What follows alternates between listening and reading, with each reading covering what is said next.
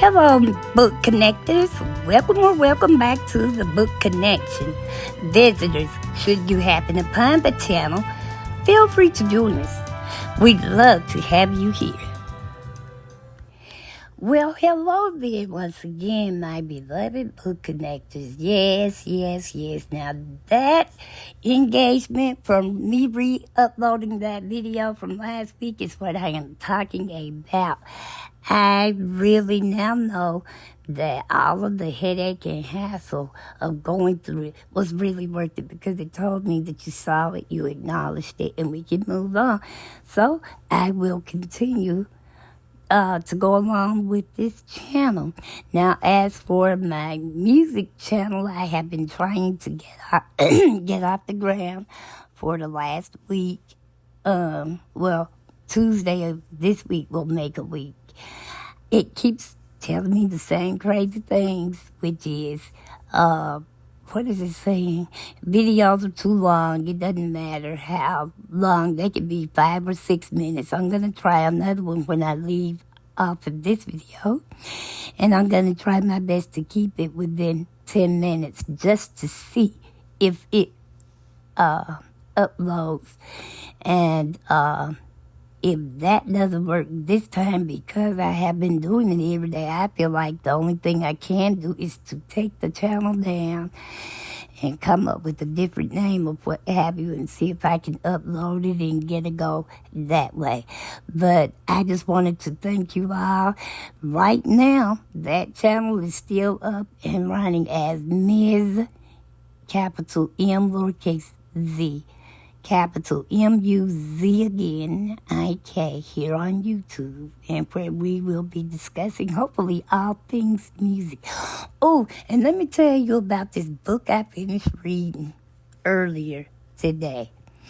I'm not going to really be able to go into depth about it too terribly much because, I don't know. I'll just tell you.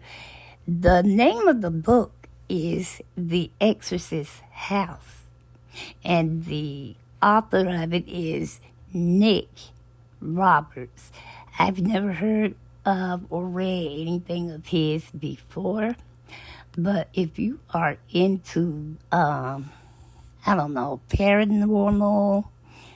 sci-fi, hint, Mary Shelley, this may be a book for you. It's the story of a family, a small family, a man, his wife, and teenage daughter.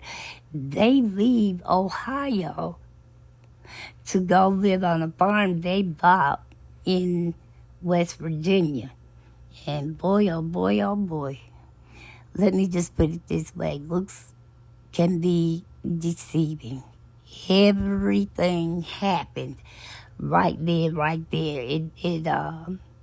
The Exorcist tells us already that either an owner of the farm or house lived there and got, taken off the earth there, or, they caused the problems. As such was the case. The house itself, there was an interior well down in the basement behind a couple of other doors and secret rooms and stuff. And this book is not for the faint at heart either. If you can't deal with seeing or reading about like globs of blood, muscle, and parts of hair and matted stuff, blood, gore, and guts, maybe this is not for you. But if you can get past that, if you can deal with demonology,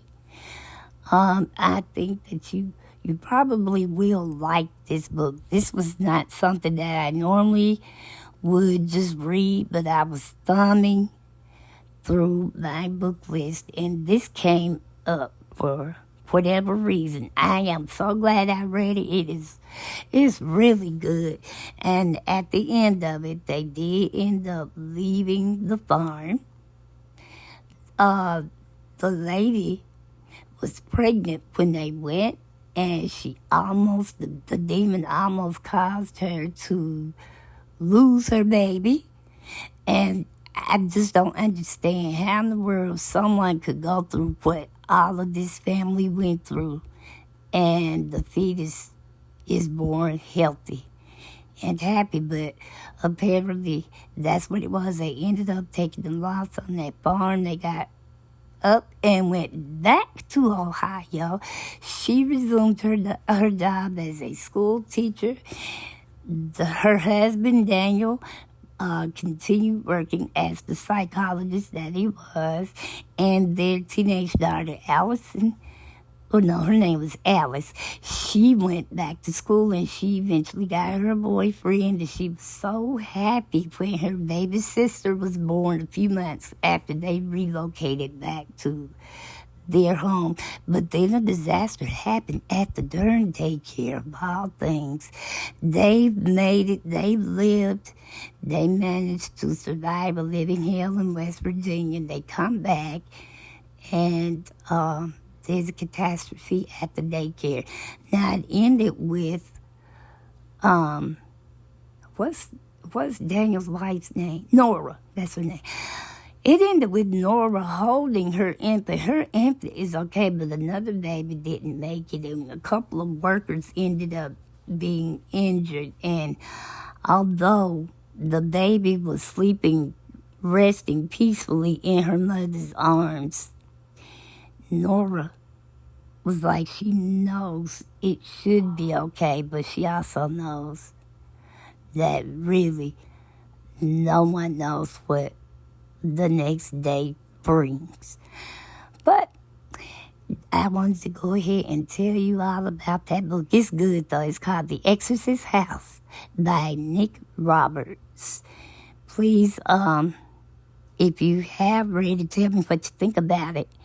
And it was very different for me anyway. I just cannot imagine going and buying a house and thinking the basement is as far as the house goes, as far as going downward. But then you go in there and there's room upon.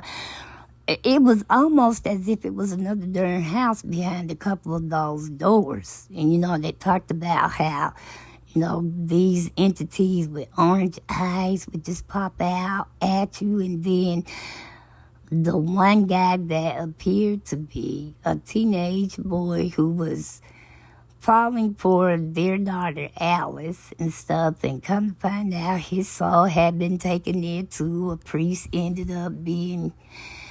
It was just a lot. It was just a lot. And to know that this actually happened somewhere, sometime, is mind-boggling to me. But anyway, book connectors, I hope you all enjoyed this little pop-up video.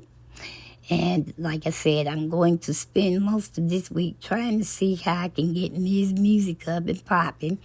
And in the meantime, though, oh yeah, I am also going to, the one or two books I have reviewed about musicians on this channel, if I can get that one up and running, I'll put them over there on that other channel also. But keep me in mind. And, please, I just thank you all so much for being subscribed. I really do. Visitors, the door is always open. And everyone, please, please, please don't forget to like, share, comment respectfully. Make sure your notification bells are not only on, but set to all. On both channels, that is. And so in the meantime, book connectors, until we read again, remember this: as long as there are books around, there is always something to read. Book lovers, book connectors, music lovers, be safe out there, and God bless. Bye for now.